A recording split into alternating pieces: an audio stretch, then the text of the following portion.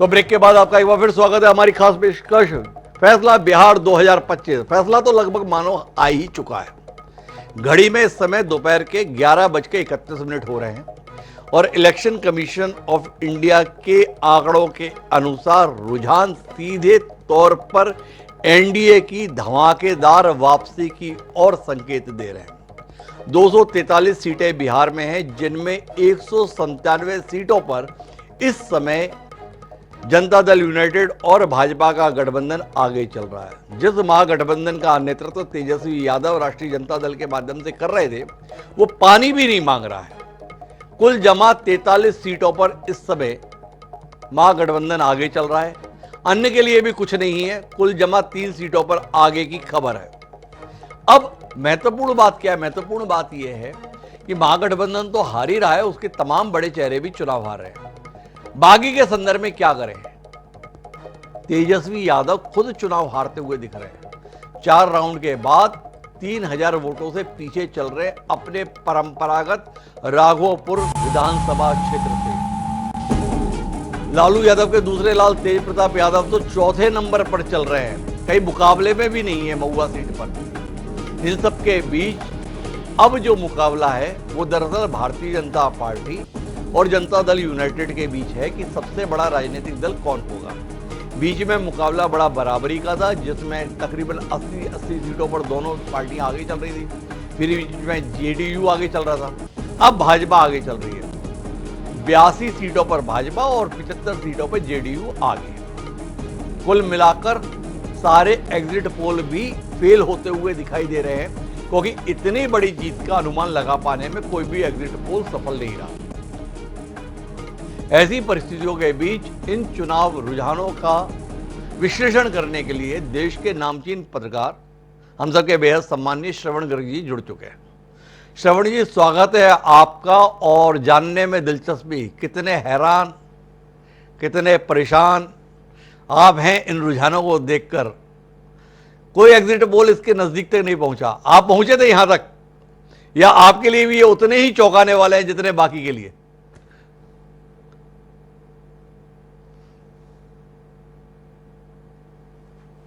नहीं, मैं कहीं नहीं पहुंचा था। मैं तो कोई कल्पना भी नहीं कर सकता था कि मैं इस तरह के परिणाम आएंगे।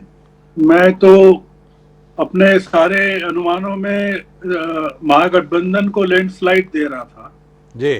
तो इसलिए मेरे लिए तो ये चौंकाने की भी बात नहीं, शर्म की बात है कि मैं चीजों को पढ़ने में इतने सालों के अनुभव के बाद भी पिछड़ गया। तो इसलिए मुझे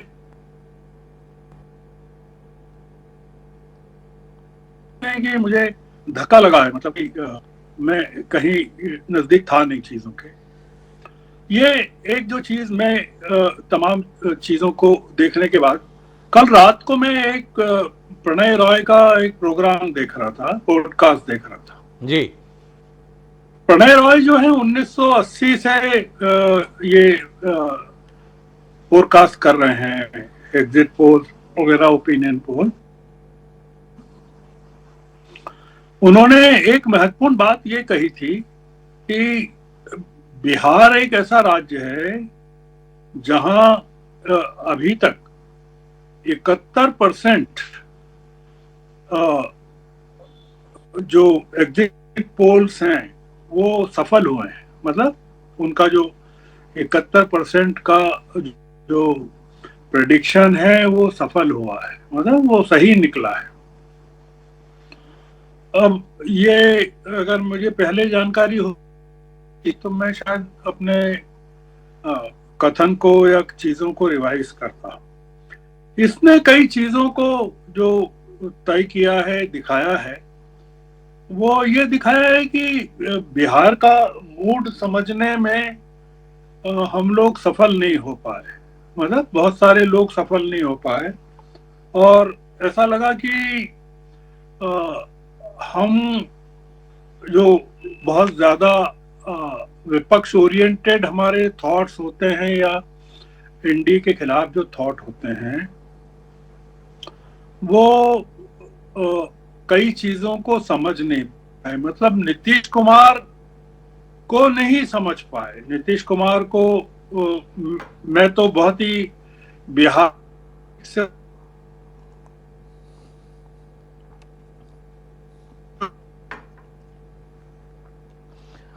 मैं चाहूंगा कि हम श्रवण गर्ग जी को दोबारा जोड़ने की कोशिश करें, क्योंकि तकनीकी तौर पर दिक्कत जा रही है। उनकी बातों को हम बहुत स्पष्टता से समझना चाहेंगे, पर कुल मिलाकर श्रवण जी का कहना है कि हम शायद आंक नहीं पाए, और उसका एक बड़ा कारण उन्होंने बताया कि शायद हम विपक्ष के संदर्भ में कुछ ज़्यादा सहानुभूतिपूर्ण दृष्टिकोण रखते हैं, इसलिए शायद हम इस चीज तक को भाप नहीं पाए।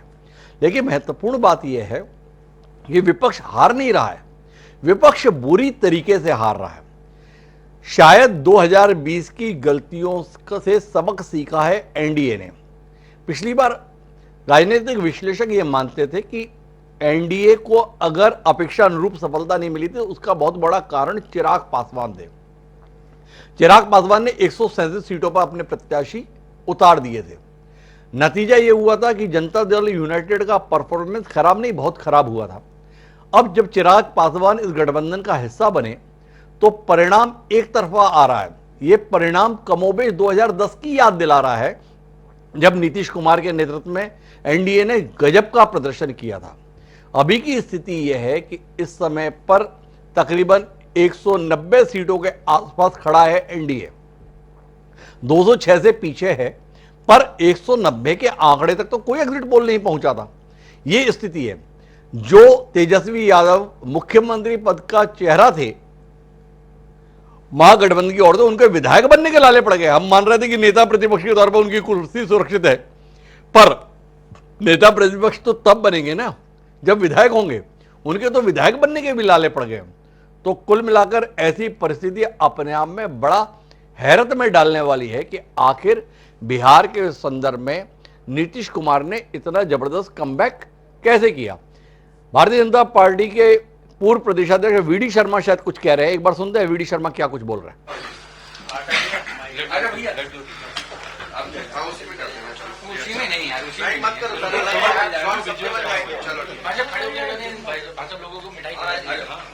आइए आइए साहब, आइए आइए, बहुत बधाई, बहुत शुभकामनाएं। आप जी बहुत बधाई।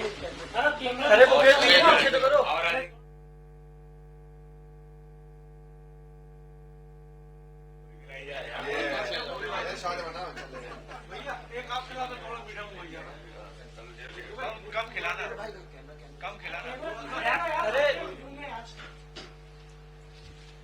बहुत बधाई। पूरी एक दाल नहीं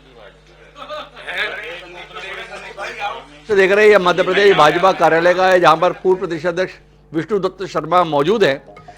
भाजपा के जितने भी प्रदेश कार्यालय, वहां पर आप कमोबेश आपको ऐसा ही माहौल देखने को मिलेगा, क्योंकि बिहार में भारतीय जनता पार्टी जिस गठबंधन का हिस्सा है, वहां पर प्रचंड जीत हिस्से में आ रही है।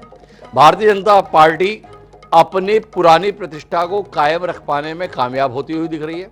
सबसे बड़े राजनीतिक दल के तौर पर अभी उसकी बढ़त बनी हुई है। जनता दल यूनाइटेड कुछ पीछे है, लेकिन मामला कमोवेश बराबरी के संदर्भ में है।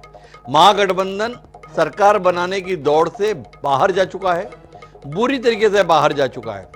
हद तो यह है कि कांग्रेस दहाई के आंकड़े को भी पार करने के संदर्भ में जूझ रही है, जिसने पिछली बार ठीक ठाक सीटें ली थी, लेकिन वो इस बार जो बता रही थी कि तैयारी की है, बड़ा जमीनी स्तर पर उसने विश्लेषण किया है, ऐसा कुछ हुआ नहीं।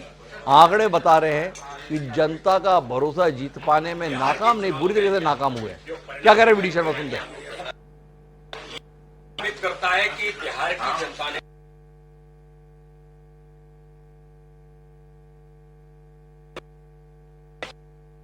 गंगा बहाने कुमार जी को ताकत देने का काम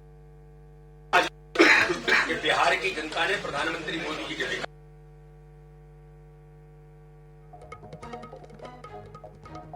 अब कुल मिलाकर भाजपा के नेताओं को यह बताना है कि यह प्रधानमंत्री नरेंद्र मोदी के नेतृत्व में चमत्कारिक जीत है, पर सच बात यह है कि मोदी फैक्टर भाजपा के लिए हो सकता है, पर बिहार के संदर्भ में तो असल फैक्टर नीतीश कुमार है।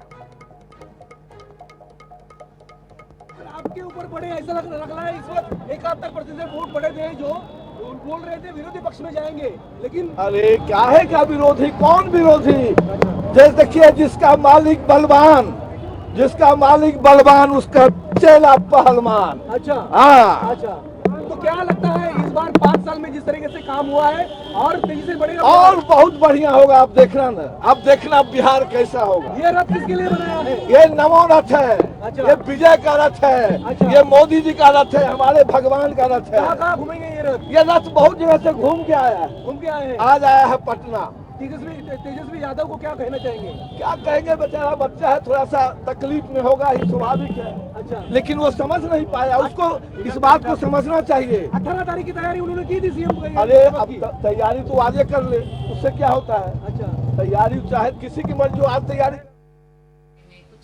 अगर आप बताना चाहें तो। एक तो मुझे कुछ नयापन नहीं लगा, क्योंकि मैं भी उसी मिट्टी की बेटी हूँ और कहीं ना कहीं वो भाव जो लोग बिना बोले अपनी आंखों से व्यक्त करते हैं वो मैं समझ पाई।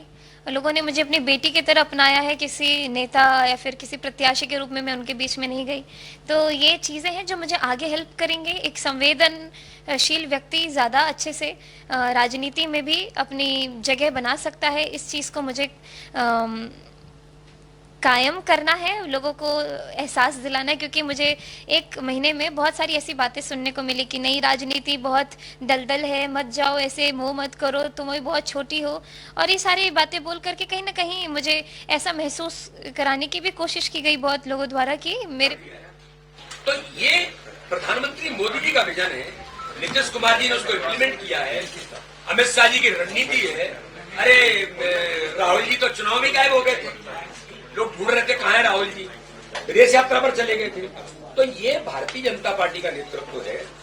मोदी जी के कुशल नेतृत्व में आज जनता ने जो आशीर्वाद दिया है, मैं तो बिहार की जनता का हृदय से धन्यवाद आभार करता हूं और भारतीय जनता पार्टी के नेतृत्व और एक कार्यकर्ता को बहुत बधाई, बहुत बहुत शुभकामनाएं। अगर भारतीय जनता पार्टी के अंदर एक अलग किस्म का जोश है, पर वो अपनी इस जीत का श्रेय मोदी जी के नेतृत्व को देते हैं। लेकिन बिहार की राजनीति को जो बारीकी से समझते हैं वो जानते हैं कि मोदी एक फैक्टर हो सकते हैं, पर सबसे बड़ा फैक्टर तो नीतीश कुमार है। नीतीश कुमार ही वो कारण है जिसके कारण बिहार में एनडीए इस प्रचंड जीत की ओर जा रहा है। हम एक बार फिर कोशिश करते हैं श्रवण गर्ग जी के साथ अपनी चर्चा को आगे बढ़ाने का। श्रवण जी बता रहे थे कि वो समझ पाने में निश्चित रूप से चूके, और चूकने की एक बड़ी वजह विपक्ष के प्रति शायद सद्भाव रहा। लेकिन क्या मानते हैं श्रवण जी, नीतीश कुमार का कोई तोड़ बिहार में नहीं है। जिन नीतीश कुमार की बीमारी को आधार बताकर बदलाव की उम्मीद जगाई जा रही थी, और उस बदलाव की उम्मीद में भाजपा भी शामिल थी, भाजपा भी दाएं बाएं से रास्ता निकालने की कोशिश में थी कि शायद इस बार सीएम हम अपना बना लें। नीतीश कुमार ने सब ध्वस्त कर दिया। क्या कहते हैं? नहीं, बिल्कुल ठीक है। मैं खुद नीतीश कुमार को खारिज कर चुका था। मैं ये मानता था कि वो शारीरिक और मानसिक रूप से कैपेबल नहीं बचे हैं। बीजेपी का अनुमान भी उनके बारे में था, उन्होंने उनको सीएम फेस घोषित नहीं किया। बहुत सारी चीजें बिहार की पॉलिटिक्स में जो चली वो कोई समझ नहीं पाया जी। और ये जो निकल कर आया है कि नीतीश कुमार का कोई मतलब तुलना नहीं है, कोई उनका विकल्प नहीं है राजनीति में बिहार की। और इसमें 3-4 चीजें जो साबित हुई हैं वो ये हुई हैं कि बीजेपी के पास नीतीश कुमार के टक्कर का या उनके कद का कोई नेता नहीं है, पहली चीज है जी। दूसरी चीज ये कि ये सबसे बड़ा धक्का कांग्रेस को जो लगा है, इसमें दूसरी बार लगा, 2020 के बाद फिर से लगा है कि उन्होंने पिछली बार 70 सीटों पर लड़के 19 सीटें मिली थी, इस बार 61 सीटों पर लड़के उनका परफॉर्मेंस और खराब हो गया। इसमें जो 3 फैक्टर हैं, मैं इलेक्शन के बाद उनको पूरे रिजल्ट के बाद एनालिसिस करेंगे। कि लोक जनशक्ति पार्टी का जो स्ट्राइक रेट है वो गजब का है। जो 29 सीटें चिराग ने ली थी उनमें जो आरंभिक रुझान दिख रहे हैं वो तो करीबन ऐसे लग रहे हैं कि करीबन 20-22 सीटें उनको मिल रही हैं। तो ये चिराग का और इसमें नीतीश का और चिराग का मतलब बिहार पुत्रों का, बिहार की जमीन के लोगों का जो परफॉर्मेंस है वो गजब का है। दूसरा ये कि सीमांचल की 24 सीटों में जो कांग्रेस को या महागठबंधन को एक मुगालता था, गलतफहमी थी कि वो पूरा जो मुस्लिम कंसोलिडेशन है वो महागठबंधन के पक्ष में है, वो पूरा का पूरा ध्वस्त हो गया।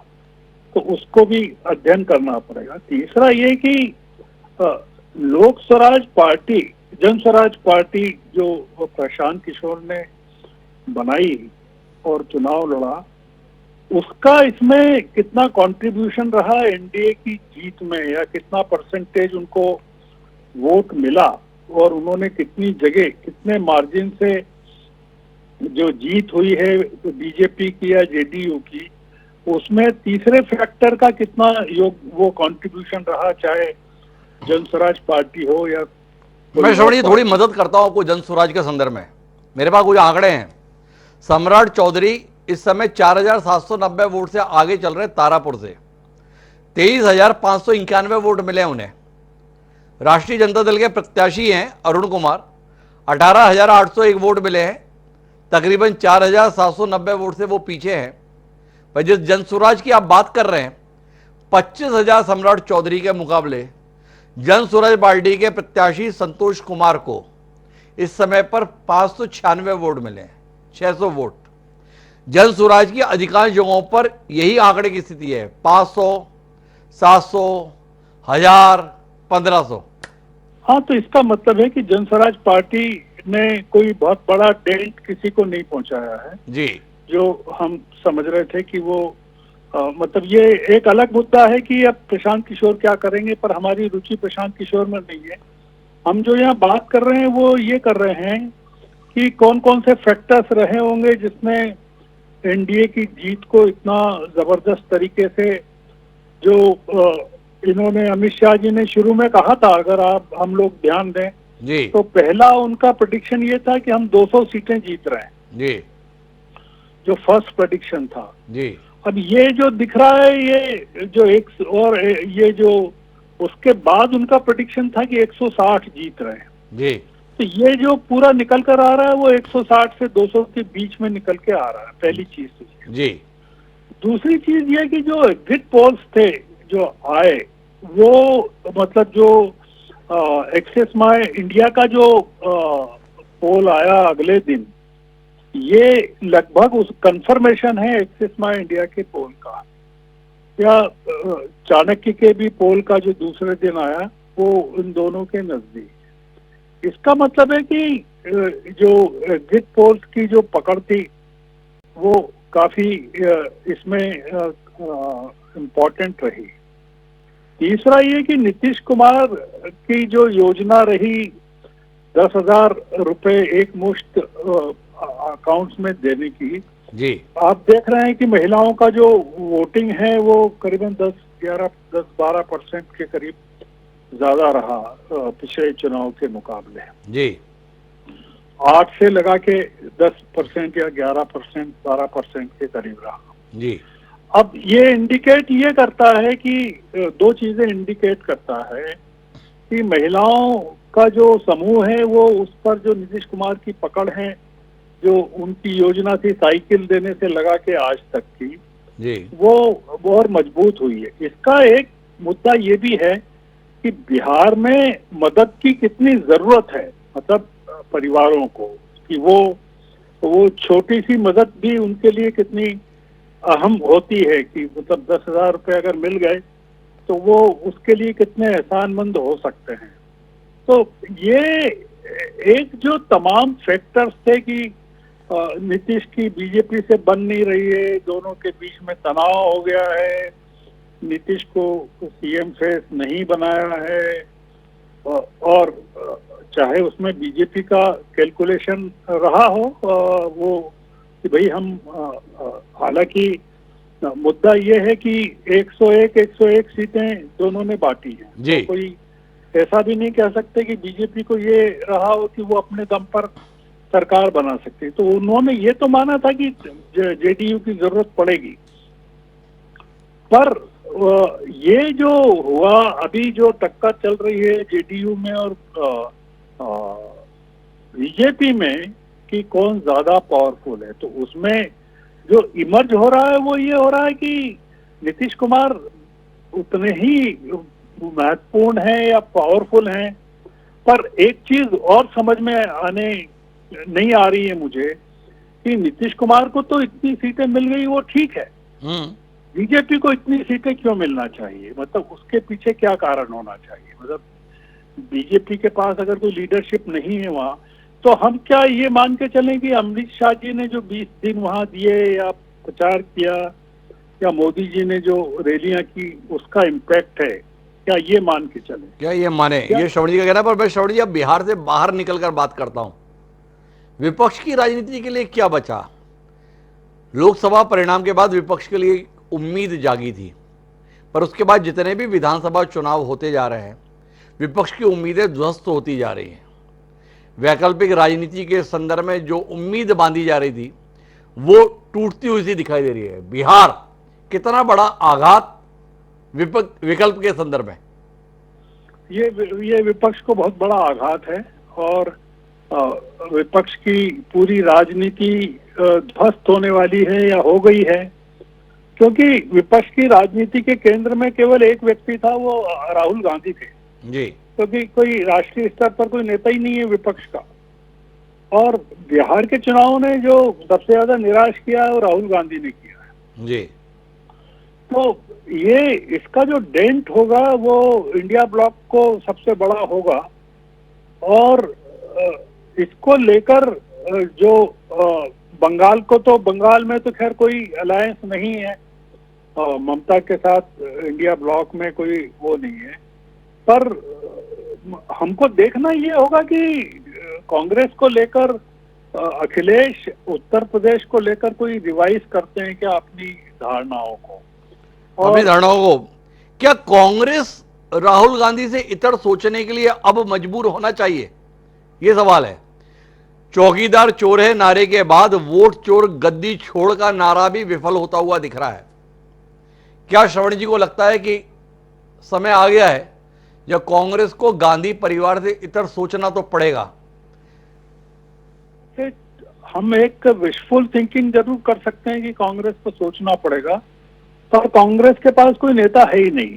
जैसे मैं आपसे पूछूं, आप इतने समझदार हैं और इतने आर्टिकुलेट हैं पॉलिटिक्स के बारे में, आप मुझे बताएं कि नरेंद्र मोदी के अलावा क्या बीजेपी के बारे में कुछ सोचा जा सकता है क्या?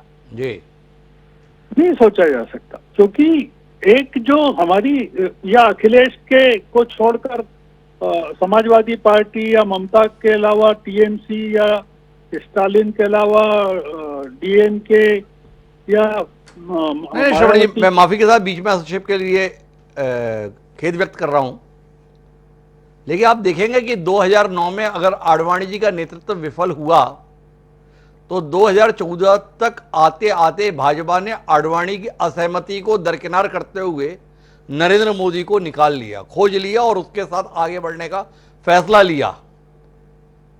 क्या राहुल गांधी के संदर्भ में कितनी विफलताओं का और इंतजार कांग्रेस करेगी? श्रवण जी इस पर कोई दृष्टि देना चाहेंगे या अभी इसे नजरअंदाज करना चाहेंगे? नहीं नहीं नहीं नहीं, आपने ठीक कहा। मोदी को खोज लिया तो उसमें दो, बीजेपी ने खोजा या मोदी ने स्वयं बीजेपी को खोज लिया, पहली चीज ये जी। और 2014 के पहले मोदी जी ने 12 साल में अपने आप को इतना, मैं तो बिहार में गुजरात में चूंकि रहा हूँ इसलिए मैं पूरी चीज जानता हूँ, इतना जबरदस्त तरीके से अपना ऑल इंडिया प्रोजेक्शन किया उन्होंने। तो आप अगर पाएंगे कि स्टेट्स में कांग्रेस का कोई नेता ही नहीं है जो किसी गुजरात से या महाराष्ट्र से या बंगाल से कहीं से निकल कर आए कि मैं राहुल गांधी को रिप्लेस करना चाहता हूँ। तो इसलिए बहुत जबरदस्त फर्क है बीजेपी में। मैं आज अगर आपसे कहूं कि नरेंद्र मोदी को अगर आप माइनस कर दें तो किस राज्य से बीजेपी का कौन सा नेता आकर कहेगा कि मैं हूं ना, ये थोड़ा सा इसमें हमको एक जो तात्कालिक परिस्थितियां हैं या मोदी जी का जो गुजरात में जो उनका कंट्रीब्यूशन है या जो भी है, उसको आप ओवर रूल नहीं कर सकते कि उन्होंने 12 साल वहां गुजरात में मेहनत की और हो सकता है कि 2002 से वो इस चीज के लिए काम कर रहे हो कि मुझे तो दिल्ली में जाना है। तो इसलिए अगर उनका वाइब्रेंट गुजरात था या गुजरात मॉडल ऑफ डेवलपमेंट था तो वो कोई गुजरात के लिए रहा हो, मैं ऐसा नहीं मानता हूँ। वो देश के संदर्भ में था। नरेंद्र मोदी एक रणनीति के तहत अपने आप को राष्ट्रीय कैनवास पर प्रस्तुत करने में सफल रहे। तकरीबन 1 दशक की मेहनत के बाद ये श्रवण जी का कहना है। श्रवण जी, आप बहुत बहुत धन्यवाद हमारे साथ जुड़ने के लिए इस महत्वपूर्ण मौके पर, जहां विपक्ष की रणनीति ध्वस्त हो रखी है, विपक्ष को नए सिरे से आगे बढ़ने की जरूरत रहेगी, ये श्रवण जी का मानना है। पर वो आगे कैसे बढ़ेगा, ये वाकई यक्ष प्रश्न है। हाल फिलहाल बिहार के संदर्भ में कहानी साफ है और विपक्ष के लिए बहुत ही खराब है। नीतीश कुमार के नेतृत्व में जो एनडीए है वो एक तरफा जीत हासिल कर रहा है। तकरीबन 3/4 बहुमत की दिशा में एनडीए की सरकार बनती दिख रही है। 243 सीटें, उनमें से 190 सीटों पर इस समय एनडीए आ गया है। महागठबंधन महज 49 सीटों पर आगे है। और महत्वपूर्ण बात यह है कि महागठबंधन का चेहरा अर्थात तेजस्वी यादव खुद चुनाव हारते हुए दिखाई दे रहे हैं। इन सबके बीच में हम रुख करते हैं हरियाणा का, जहां से कद्दावर नेता, पूर्व कांग्रेसी पर वर्तमान में भारतीय जनता पार्टी का तेज तर्रार चेहरा और सांसद किरण चौधरी जी हमारे साथ जुड़ रही हैं। किरण जी, पहली प्रतिक्रिया बिहार के रुझानों के संदर्भ में आपकी। नमस्कार हिमांशु जी। आज जो है मैं बिहार की जनता को बहुत बहुत बधाई देती हूँ, जिस विवेक से और जिस समझदारी से उन्होंने जो वोट करा है वो स्पष्ट दर्शाता है कि ये मोदी जी का जो है करिश्मा जो है वो सारी जगह चलता है। और बिहार की जनता जान चुकी है कि मोदी और नीतीश के साथ ही आगे जो है विकास की रथ जो है वो तेजी से आगे बढ़ेगा। और सबसे बड़ी बात ये है कि पूरा आज बिहार का जब हम नक्शा देख रहे हैं, ज्यादातर सारा का सारा गेरवा के साथ रंगा गया है। और ये जो अप्पू टप्पू पप्पू की बात करी जा रही थी वो सारी तरह से पूरी तरह से स्वाहा हो गए। जिस तरह से कांग्रेस आज, मुझे देख के हैरानी नहीं होती, क्योंकि इनका तो यही काम होता है हमेशा से कि जो अन्य जो हैं वो 9 आ रहे हैं और कांग्रेस की केवल 5 सीटें हैं। तो आप समझ सकते हैं कि ये पूरी तरह से अब इनका जो है विनाश हो चुका है और ये धरातल पे पूरी तरह से खत्म हो चुके हैं। और किरण जी, अभी राहुल गांधी तो बता रहे थे कि हरियाणा में जो विधानसभा चुनाव हुआ था वो तो चुरा लिया गया था, पर बिहार में जो नतीजा आ रहा है ये तो एक तरफा है। अब राहुल गांधी क्या कहेंगे? राहुल जी को धरातल की कोई जो है असलियत पता ही नहीं। मैं बहुत बारी कहती आई हूँ, ऐसा उन्होंने अपने आप को ऐसे लोगों के साथ सराउंड कर रखा है जो खुद ही कुछ नहीं जानते हैं धरातल पे, तो वो यही बातें करेंगे। और तभी ये वोट चोरी की बात हो रही थी। आज उनको बहुत जनता की मैंडेट मानते हुए स्वीकारना चाहिए कि वो जो है उनका जो अभियान है और उनकी जो बातें हैं वो जनता पूरी तरह से नकार चुकी है। और कांग्रेस जो है हमेशा से मैं कहती आई हूँ सेल्फ गोल जो है वो स्कोर करती है।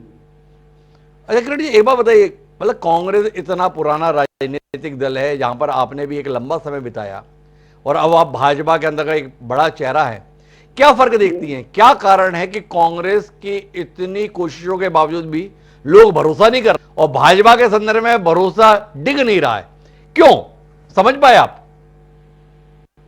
बहुत ये कोई बड़ी सोचने की बात नहीं है। सारी जनता जान गई है कि देश आज जो है मोदी जी की जो है नेतृत्व में और बागडोर उनके पास है और देश को आगे अगर बढ़ना है, विकास का रास्ता दिखाना है और जो है विकसित भारत की जो बात कही गई है वो सारा का सारा संभव तब हो सकता है जब मोदी जी जो है हमारे प्रधानमंत्री हैं और भाजपा जो पार्टी है हमारी वो पूरी तरह से धरातल के ऊपर काम करती है और एक एक चीज को जो है बड़े समझदारी के साथ आगे बढ़ाते।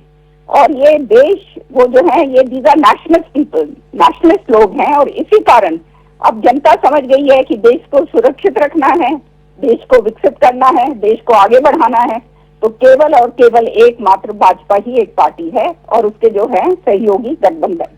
पर राहुल गांधी तो बोलते हैं देश की मजबूती के लिए हम काम कर रहे हैं, देश में लोकतंत्र जिंदा रखने के लिए हम संघर्ष कर रहे हैं, देश को सभी धर्मों के लोगों के रहने लायक बनाने के लिए हम बात कर रहे हैं। तो बात तो राहुल गांधी भी यही कहते हैं। ये इनकी राजनीति खाली पॉलिटिक्स ऑफ अपीजमेंट है और शुरू से रही है, और यही इनका जो है वो जो है दुर्भाग्य रहा है कि इनको धरातल के ऊपर कुछ समझ नहीं आ रही है। सच्चाई ये है कि इस तरह की जो राजनीति, जो नकारात्मक राजनीति जो है, कभी वोट चोरी, कभी प्रधानमंत्री चोर है, कभी इस तरह की जो बातें करते हैं वो धरातल से जुड़ी हुई बातें नहीं है, कभी एफआईआर के ऊपर प्रश्न उठाते हैं। तो ये सारी की सारी चीजें जो है जनता इनकी बातों को नकार चुकी है, और इनको दुर्भाग्य की बात यह है कि अभी तक इतना समय बीतने के बाद भी ये बातों की समझ नहीं आ रही। अच्छा एक बताइए, बिहार में किसने किसको ज्यादा नुकसान पहुंचाया? लालू यादव परिवार ने, तेजस्वी यादव ने कांग्रेस को नुकसान पहुंचाया है, या राहुल गांधी और कांग्रेस ने तेजस्वी यादव और आरजेडी को नुकसान पहुंचाया? क्या कहती है आपकी समझ इस संदर्भ में?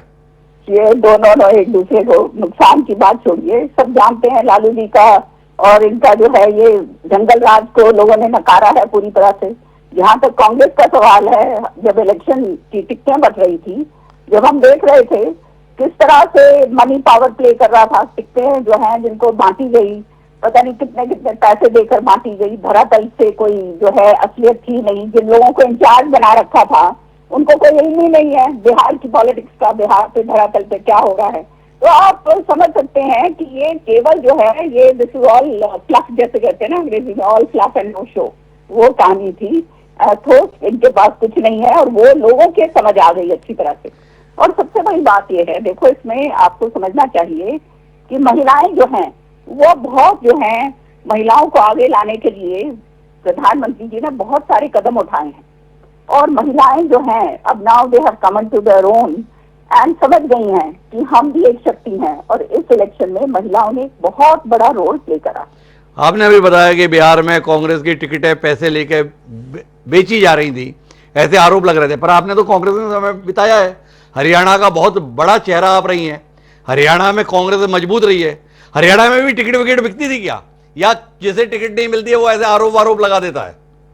नहीं, मैं आरोप लगाने वालों में से हूँ नहीं, बहुत समय मैंने कांग्रेस के अंदर बताया, लेकिन सच्चाई ये है कि अब जो कांग्रेस रही है और सो कॉल्ड कांग्रेस जो है, उनको धरातल का कुछ मालूम ही नहीं है। हरियाणा के अंदर भी यही कुछ हुआ कि जो इनकी जो स्ट्रेंथ थी वो स्ट्रेंथ को ही अपने आप ही खत्म करते चले गए, अपने नेताओं को अपने आप खत्म करते हैं।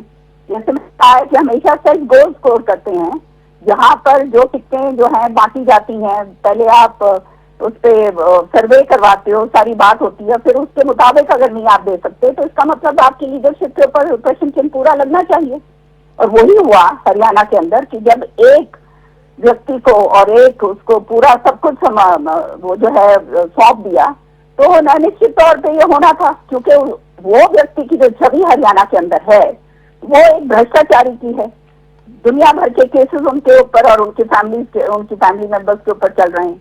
तो आप समझ सकते हैं कि इस तरह से सबको नकार के और उस आदमी को आगे लेके आना जिसके लिए आप कहते हैं कि हम भ्रष्टाचार दूर करेंगे, हम नौजवानों को आगे लेकर आएंगे, और फिर दोबारा से बार बार उन्हीं के हाथ में आप सब कुछ सौंप देते हो, तो इसका मतलब जो है, मैं तो ये पूरा का पूरा जो है इसका तीसरा जो है लीडरशिप के ऊपर डालूंगी कि उनको जो है पता नहीं क्या बात है। कुल मिला ये किरण चौधरी जी थी। किरण जी बहुत बहुत धन्यवाद हमारे साथ इस मौके पर जुड़ने के लिए, जिनका मानना है कि कांग्रेस सेल्फ गोल करके ही अपना पराभव को प्राप्त कर रही है। राहुल गांधी ऐसे लोगों के साथ हैं जिनको जमीन की वास्तविकता का पता नहीं, और स्वयं राहुल गांधी को भी अब वास्तविकता का पता नहीं, इसलिए बिहार के नतीजे उन्हें चौंका नहीं रहे। बिहार में जीत इसलिए है क्योंकि नरेंद्र मोदी के प्रति पूरे देश और बिहार प्रदेश का भी भरोसा है। बहरहाल एक तरफा जीत की ओर एनडीए चल निकला है, पर इस बीच हमारे साथ में एक ऐसा शख्स है जिसने छत्तीसगढ़ से जाकर बिहार में पूरे 1 महीने पसीना बहाया। बामुश्किल 3 महीने पहले उनको प्रदेश सरकार में मंत्री बनाया गया था, पर मंत्री के तौर पर ज्यादा काम भी नहीं कर पाए, उससे पहले ही उनको बिहार भेज दिया पार्टी ने पसीना बहाने के लिए। यहां तक कि दीपावली के त्योहार के मौके पर भी अधिकांश समय इस शख्स ने बिहार में ही बिताया। नाम उनका गजेंद्र यादव है, छत्तीसगढ़ सरकार के शिक्षा मंत्री हैं, हमारे साथ जुड़ चुके हैं। गजेंद्र जी से जानते हैं कि कितना हैरान और परेशान है ये आंकड़े देखकर। सरकार बना लेंगे इसकी उम्मीद तो आपको थी, आप बातचीत में भी बोलते थे, पर इस तरीके से बना लेंगे ऐसी उम्मीद वाकई थी क्या गजेंद्र जी? नहीं, बिल्कुल भी आपको नमस्कार कर रहा हूँ, प्रणाम कर रहा हूँ। और मैं बहुत स्पष्ट उस समय भी कहता था कि हम लोग एक तरफा सरकार बनाएंगे, रिजल्ट जो है महाराष्ट्र और हरियाणा के माफिक आएगा, क्योंकि वहां जो माननीय नीतीश कुमार जी ने महिलाओं के लिए काम किया है, माननीय नीतीश कुमार जी ने जो बुजुर्गों के जो वृद्धा पेंशन की राशि जो 500 से, उससे ये अनुमान लगाना मुश्किल था कि हम कितने सीट से आगे आएंगे। हम जहां गए हर आदमी के मन में ये बात था कि माननीय नरेंद्र मोदी जी के समर्थन वाली सरकार हमको चाहिए। को माननीय नरेंद्र मोदी जी के ऊपर विश्वास था, पार्टी पे विश्वास था, लोगों को नीतीश कुमार जी के सुशासन पे विश्वास था। लोग जंगल राज नहीं चाहते थे, और खासकर जहां मैं मुख्यालय जो मेरा था छपरा में तो बहुत बड़ा सुपरस्टार राजद से प्रत्याशी थे। फिर भी लोगों का कहना था कि हमको ये राजद लाके हमको जंगल राज नहीं लाना है। लगभग हम 7-8 सीटों पे लगातार दौरे में थे और सारी जगह कहना था लोगों का कि हमको नीतीश बाबू की भाजपा समर्थित सरकार चाहिए, और रिजल्ट हम सबके बीच में है। आप देखें, इतिहास वापस बिहार बनाया है, 189 सीटों पे हम आगे हैं, और निश्चित रूप से ये पार्टी के विकास के माननीय नीतीश कुमार जी के विश्वास पे, और लोगों को, आज पूरे देश के लोगों को माननीय नरेंद्र मोदी जी पर विश्वास है, और आज उसका रिजल्ट हम सब देख रहे हैं। अगर बिहार में सब कुछ इतना बढ़िया था, सरकार के पक्ष में माहौल था, नीतीश कुमार के पक्ष में माहौल था, भाजपा और नरेंद्र मोदी को लेकर रुझान था, तो आप सबको छत्तीसगढ़ से बुलाने की, मध्य प्रदेश से बुलाने की जरूरत क्या पड़ी थी? क्यों आपको इतना पसीना बहाना पड़ा? अपना राज्य, अपना घर, अपना क्षेत्र छोड़कर क्यों गजेंद्र यादव पूरी टीम के साथ छत्तीसगढ़ छोड़ बिहार में पड़े हुए थे? भाई इतना ही सब कुछ अच्छा था तो